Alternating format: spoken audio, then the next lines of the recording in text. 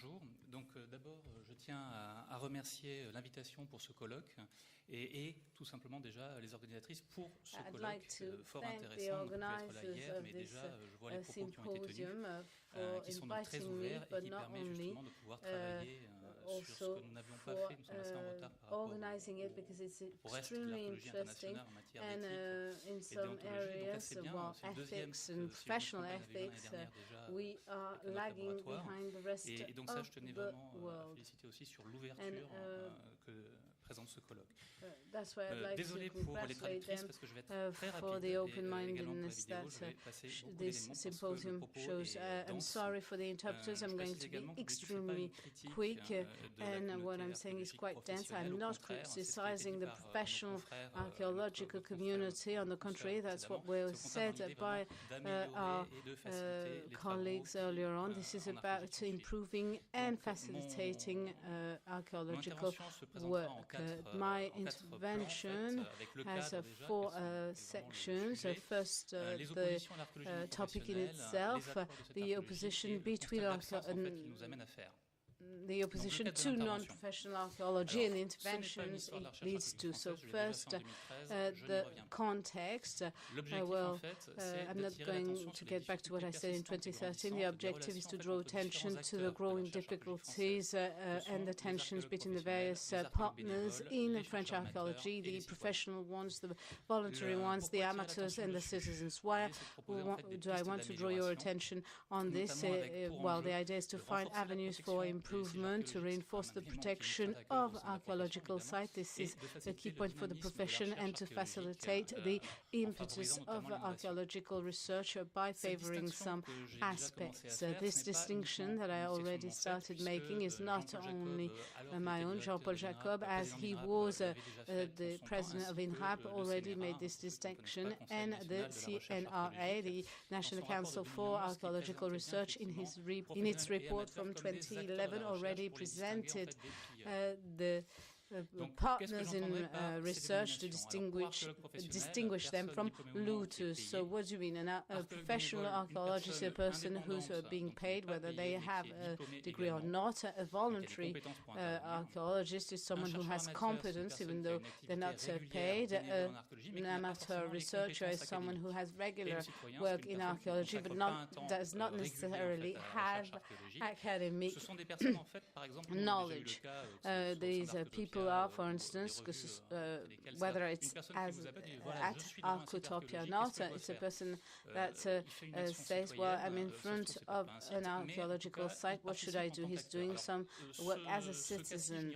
It might not be an archaeological site, but he's taking part as a citizen. He would actually deserve spending a whole presentation on his or her case, but I'm not going to go into this. So what are the stakes for these various partners, whether they're professional or non-professional, amateurs, citizens? They are defense against looters, because when the archaeologist is actually trying to document everything, he cannot actually leave the site with the artifacts. So it is important for the population, which is constantly there, to be able to defend the site, so you can rely on them. Now, what are the oppositions to non-professional archaeologists? I'm going to actually dwell on amateurs and non-professionals. The non-professionals are isolated. That's the first thing. Archaeology is about teamwork. If an excavation site requires a team, well, we used to require a team. It's not necessarily the case now. Archaeology is a discipline that was made up by humans, and different disciplines can intervene on one side because you might have skeletal remains or others. So this is also about research in the library, experimenting, confirming assumptions, and for all this you can work on your own. They are isolated, these voluntary workers or amateurs, but it's not always the case. Some have come together in associations, so they might have a team. The other criticism that's made against them, they have no resources, no human resources, material resources or financial resources. Some of them might have that. For instance, associations, but an isolated person is going to use their own money, their own equipment. Now, for financial resources, it's interesting to actually underline one point. If you have association that might call on, here you have a photography, a screenshot of some associations requiring for funds. INRAP was doing the same, actually asking for participatory funds, and this criticism to the fact that they have about the fact that they have no resources. I mean, we have the same in our laboratories. Now, as for qualifications, they are said not to be qualified. This is true of amateur researchers, but it's not so true of voluntary archaeologists. Some might have a PhD in a different area, and have a PhD in archaeology and work in a different field, but are still interested. I will tell you later on about an amateur researcher who did some brilliant work on Middle Age manuscripts. He looked at the medium, the paper, the ink, but he didn't publish anything apart from an article that I drafted to make sure that there would still be a trace of his work. This is a problem that we have also as professionals, but an amateur researcher acting on the ground or within a research, that might be a problem, because if he is not properly monitored, he might harm scientific research. So of course they shouldn't be left to work on their own. So the impact of this criticism is often some despise, or even more seriously, the non-attribution of authorizations for searches. For instance, in Carcassonne, we have an association that had its authorization cancelled for excavation. It had this authorization for the past 5 years, and in 2010 it got cancelled. And the workers of the associations are properly trained and were getting salary. And the fact that the authorization was cancelled, this meant that positions were cancelled and they lost their jobs. So one shouldn't judge by the looks only.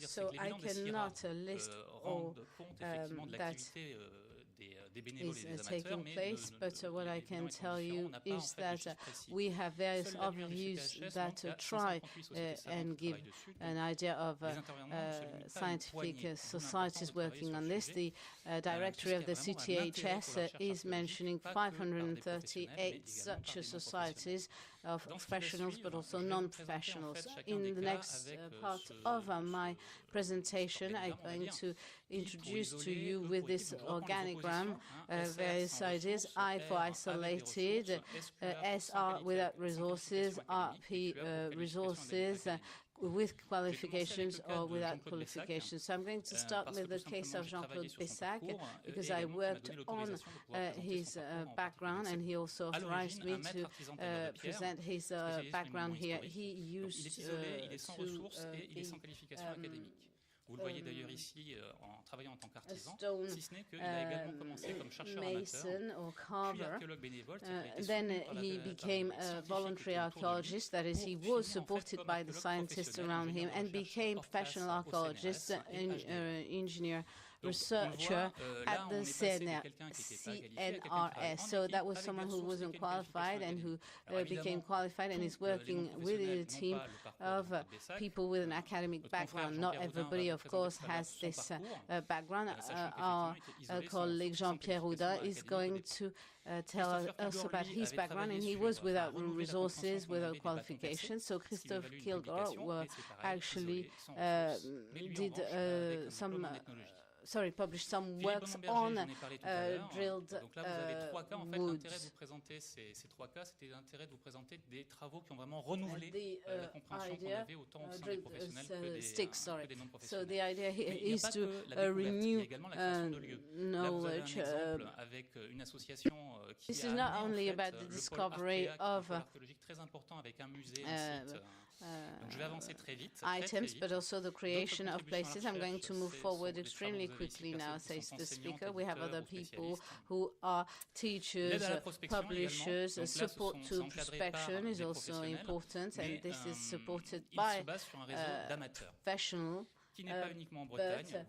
They rely on a network of amateurs, not only in Brittany, but also elsewhere. This is to show the support, the contribution of non-professionals, for instance, supporting the work taking place in laboratory with the inventory of collections or such works as wiki sources. Those who cannot support, some say they cannot support publications, but you have Christiane Angibueno, who actually finalized her publication. Archaeology is a science. It's a scientific discipline. It's not a religion, so it doesn't have any dogma from this point of view. It's not its social position or its or his or her diploma that's going to enable us to acknowledge an archaeologist. For instance, the case of 2010, this was about recognizing qualifications.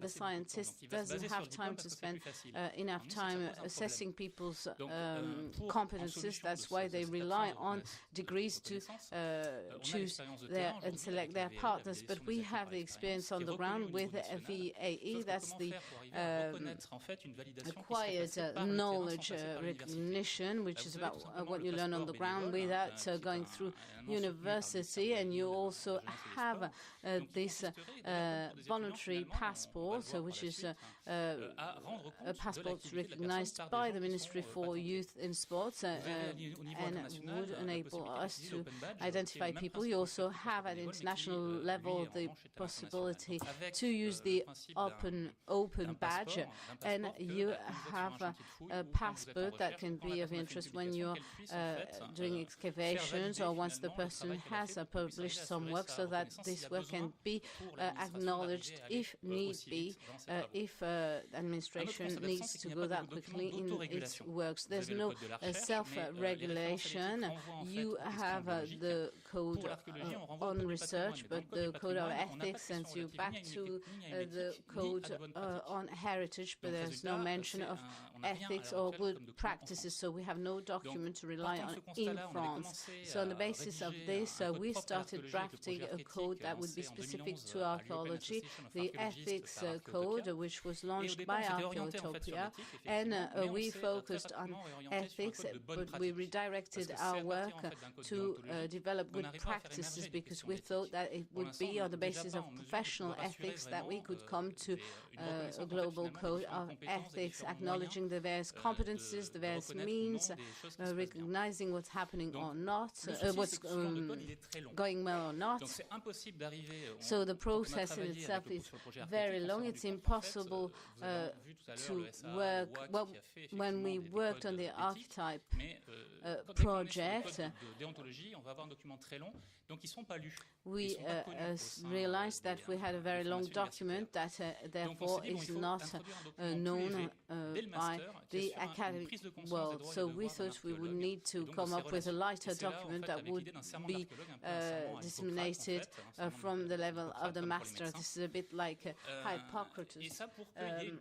And ça, c'est quelque chose qu'on trouverait intéressant à faire. Donc en conclusion, le fait en fait d'opposer le fait qu'un nom professionnel soit isolé, sans ressources ou sans qualification, vient voir sur des oppositions qui sont inopérantes. En tout cas, inopérantes pour, si on souhaite continuer à dynamiser la recherche criticize here.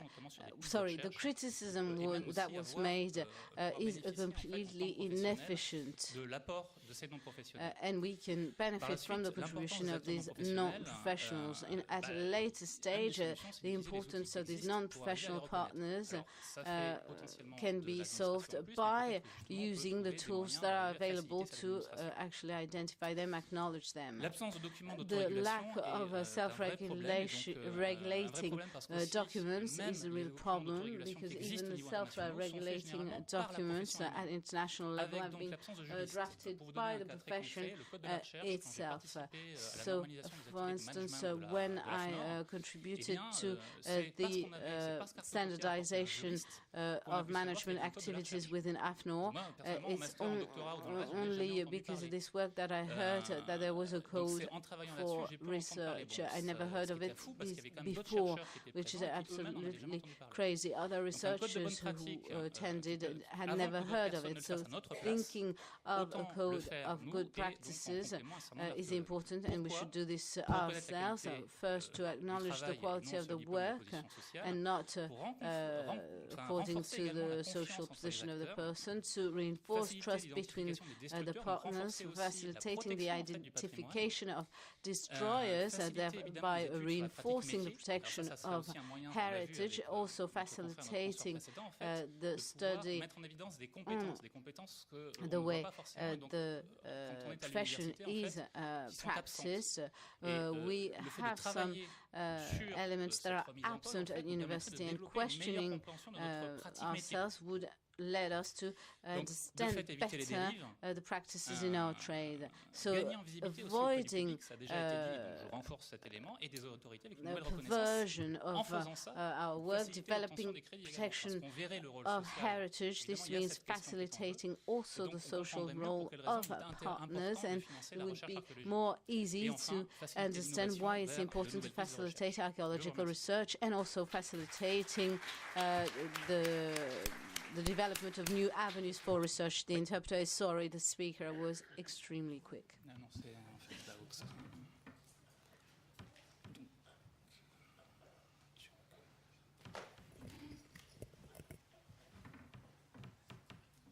Oui, bonjour. Jean-Olivier vous a parlé de Hello. Jean-Olivier talked to you about volunteers. I am a typical example of a volunteer. I'm actually much more used to talking about pyramids than talking about myself, so I will read what I have to say, and I will divide what I have to say into 4 times. Firstly, I will talk to you about my background, my training. I'll give you a very brief biography to explain how I got to archaeology, why I became a volunteer archaeologist, my contribution to the international scientific community, and finally I will tell you what I think. So training and biography. So what is my background? Sometimes I accompanied my father, who was an engineer, on his work sites. I was very interested from an early age in architecture and engineering. I studied fine arts and architecture at the School of Fine Art in Paris. I got my diploma in 1976. Following the oil crisis, I decided to build a solar house that would be completely autonomous with Jacques Polonowski. He was on the jury, and it was about people and the environment. I worked as an architect for about 20 years, working on design and construction, working essentially in France on housing, offices, private residence, as well as renovations in the Marais area of Paris. I also traveled widely and explored architecture all over the world. I traveled in Asia, in Africa, Central and Southern Africa, South America, North America, and Europe. My wife in 1996 advised me to give up my job and to go to New York and to follow an idea to live a different life. There I got training in new technologies, in 3D design and in using the internet. And on the 2nd of January 1999, he gave me an idea. He was watching a television program on the construction of the Cheops pyramid, and he said if I had to build a pyramid, I would build it from the inside out. And he gave me an idea, which was the beginning of a very long collaboration. These are his initial plans. So we created a team, we put together a team, and we carried on a microgravimetry mission in 1986 and drew sketches, and we identified things that the researchers were not able to explain. And so these things, this anomaly ended up in a drawer. It turned out that this perfectly matches a spiral ramp running along the inside of the pyramid. We put together a network to try and deepen our understanding of the construction of this great pyramid.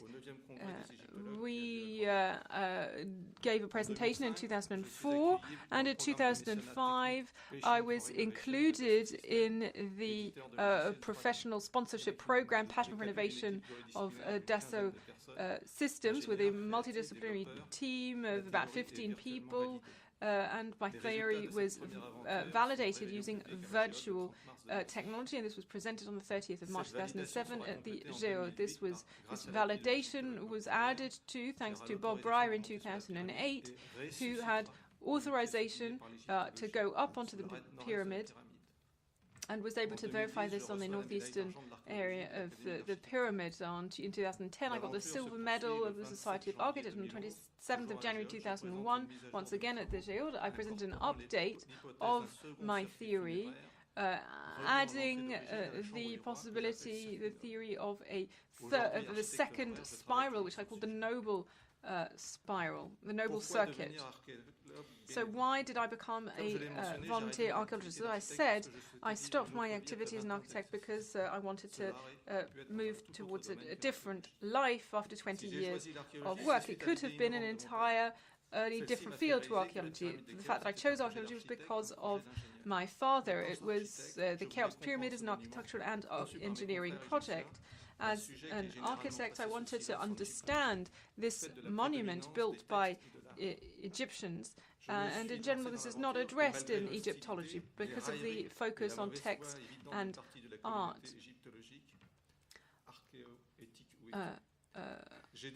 I got into this adventure, and there was no archaeoethique at the time.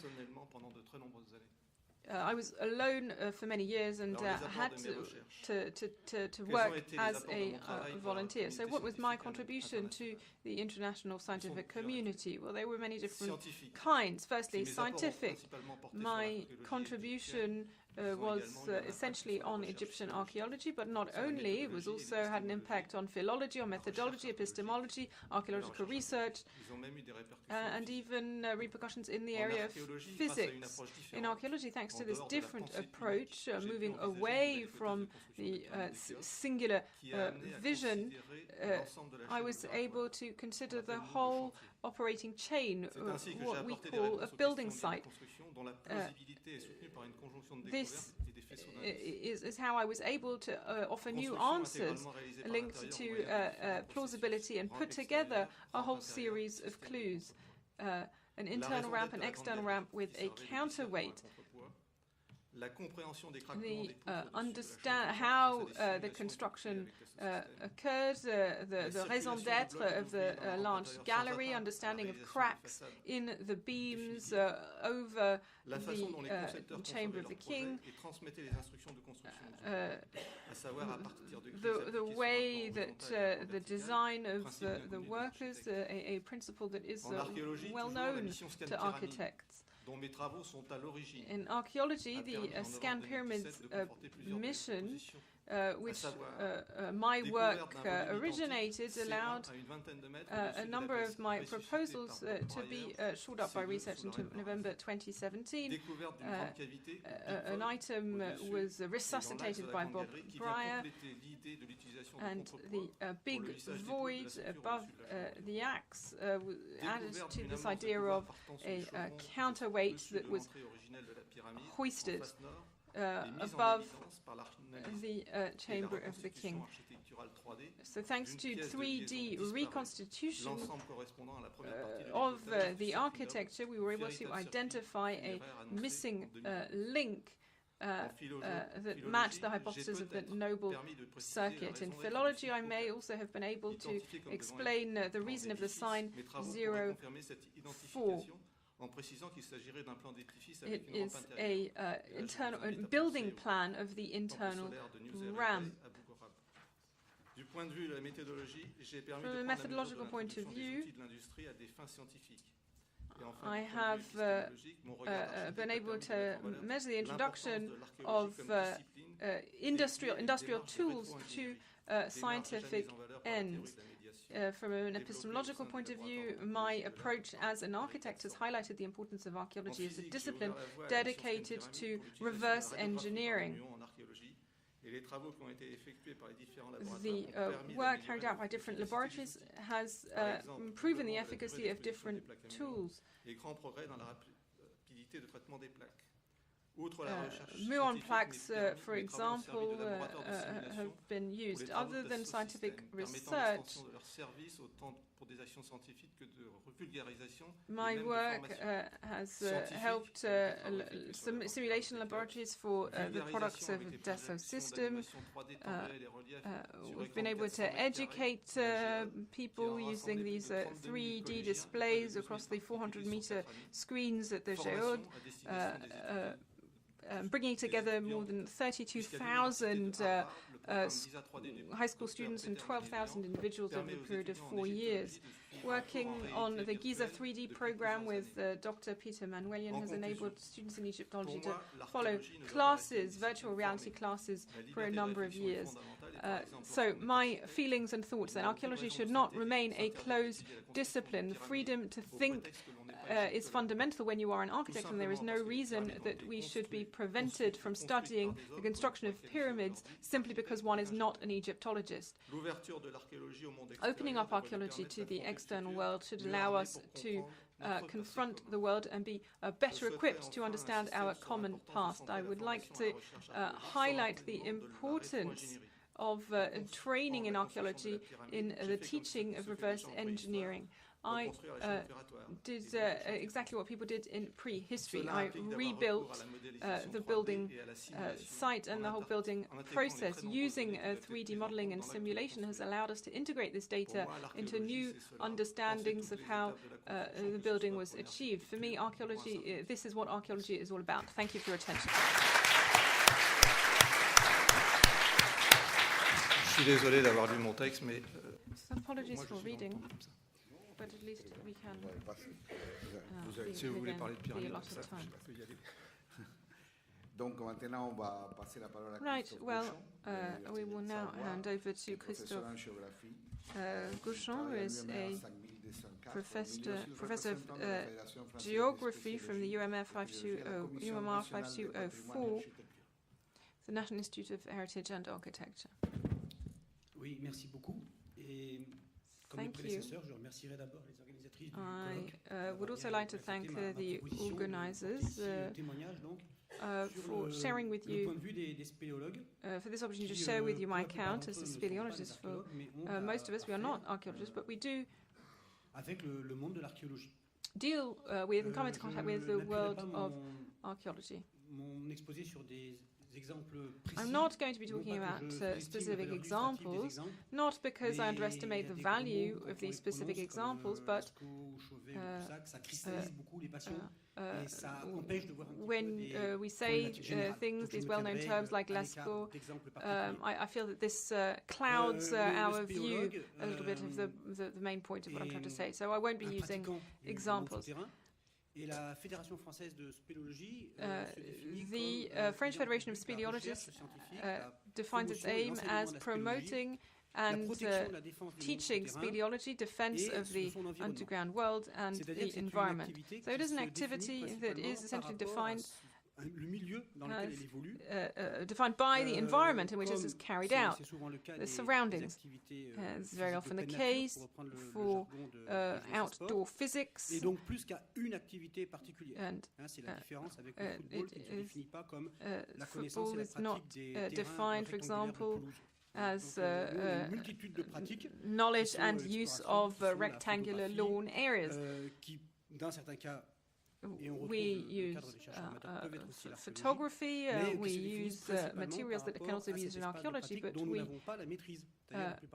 are not able to control the surrounding areas. We are rarely or almost never, in fact, the owners of the environment in which we work. And so we have a particular relationship with this space. We claim to know it, we attempt to protect it, and we are there without really having the rights of use necessarily in outdoor of these areas. And this is why we are constantly thinking about the law. There is always an owner, there's always another user, and there may be specific regulations as in the case of archaeology. So the French Federation is also obviously aware of these and drawn up a code of ethics in 2002, the Charter of the Speleologist, and we claim to be responsible, discreet and respectful of the people around us. En cas de découverte archéologique. Donc ce sont les deux premiers articles de cette charte déontologique. Protect any archaeological discoveries. On a également une obligation There is also en quelque sorte, de publier nos obligation résultats, to publish our results, à la connaissance to share the knowledge and not to keep it for ourselves. There is another principle which is very important, which is that of free access to the underground, or at least as free as possible, because there are restrictions. This is a very sensitive point. Very often goes through free access when the owner is not there, or through agreements. So it is an outdoor practice, but it is affected by these concepts of behavior, either on a regulatory basis or from a code of ethics point of view. So very, very quickly, I do want to mention the challenges of other heritage aspects, because it's not just archaeology, and also the attitude of speleologists as regards non-archaeological discoveries. We have to recognize that there are different heritage values, laws, I'm talking about France, give particular status to everything relating to archaeology. So there's a particular legal framework which is much more normative than for others. But underground, we also have other types of resources that may be heritage resources, specifically the living world. Some people talk about biospeleology. There's also sedimentology, study of speleothems, stalactites and stalagmites. Some of these are associated or linked to archaeological research systems, but there is no real direct link with archaeology. So we have a whole series of archives and records. We can also talk about animal paleontology, which also enters into this area. So there's a whole series of natural archives, historical archives, and living heritage, which is characterized by a relatively high degree of fragility, by legitimacy, scientific legitimacy, and the need to investigate and protect these items, and through the interest in terms of the information that is discovered. And the status may be equivalent, but may lead to conflicts in terms of the protection and management. So the conflict between living heritage, fauna, there is a fairly strong movement to protect bats in this country, for example, and the protection of archaeological remains, and they may be in opposition to one another, and there are very concrete cases of examples of this. In 2013, a code of ethics was produced with a specific chapter on scientific practice and frugality in sampling of all kinds. The principle of non-commercialization of samples that are taken from underground, and the most possible sampling of that should be exhaustive as possible, so that there's not over-sampling, specifically in the case of stalactites or stalagmites. A good stalagmite can provide several years of work for laboratories, so you don't need to take more than one. All of this heritage is spatially linked. It is ensconced underground. And so, what are you protecting underground? It may be the hydrological function, it may be the cavity itself, it may be a particular item that is given special value, such as archaeological remains. Some time ago, and I'm not saying this to be provocative, but underground research by archaeologists was very, very damaging, and so speleologists do not want to be the judges of what is heritage, and they don't want to be in a position, we don't want to be in a position to say what should be preserved and what should not be preserved. Archaeology is just one of the many things that we can find underground. Now, the attitude of speleologists when they are faced with archaeological discoveries. We need to distinguish a number of things here. The region and the space in which this practice is carried out. When we're working in mountain areas in the Alps above 1,500, 2,000 meters, archaeological remains is very, very, very, very rare. Where on the low plateaus of the Périgord region, for example, it is rather more likely for us to find something. And so, you know, depending on where people work, people may be more aware of what to do and others. But the probability, because the probability obviously of finding things is rather different. Some of us in France are not particularly interested in archaeology, whereas there are others. There are fewer of them, but they include archaeology in the name of their club, Speleology Archaeology Club, and so they combine the two with their amateur research, and this can lead to the discovery of non-movable items of archaeological interest. And how do you, how are speleological discoveries made? Well, firstly, there is prospecting for new cavities, climbing in new galleries, sometimes this can be discovered. Divers sometimes find these things, and sometimes obstructions in the passages that are too narrow and then are enlarged. Now, all of these means could potentially lead to discoveries and potentially archaeological discoveries, but in very different conditions. Sometimes these are entirely new cavities that have never been revealed in the past, and in this, an archaeological resource is discovered. In this case, there was no appropriation of the use in the past, and so acceptance is relatively simple. It's very easy to put in place the procedures for regulating and limiting access, but then there are archaeological discoveries in caves and cavities that have been frequented for some time. And so in these cases we realize that protecting the remains here is much more difficult because there is this appropriation through use that in some cases can have lasted decades. So you have to consider the very broad range of different scenarios.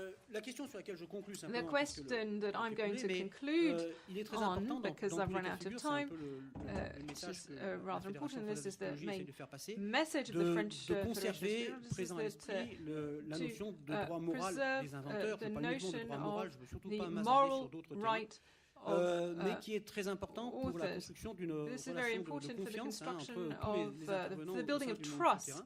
C'est un terrain qui est parfois un petit peu miné, parce que les enjeux peuvent être importants, mais c'est décisif d'avoir à l'esprit d'associer, de reconnaître le rôle des spéléologues, de les associer dans la suite du processus de recherche archéologique. In the process of archaeological discovery further down the line, including basic speleologists. You have academics, and then you have others who are maybe not familiar with academic culture, who are not scholars, who are just part of the population. It's important also to integrate them in archaeological research. As we are in a room sponsored by or dedicated to the memory of André Chastel, I think it's worth reminding us the father of heritage has made a sacrifice, and the sacrifice needs to be preserved and remembered. So, I'm not talking about myself, but you have to have sufficient strength to when discovery is made, you have to be strong enough to be able to suspend exploration. This has to be done symmetrically. I don't think you can have an ethical relationship if it is not symmetrical. Speleological very often are working in clay, but they can be educated and they are able to conceive of sacrifices if in exchange they can receive the same sacrifice.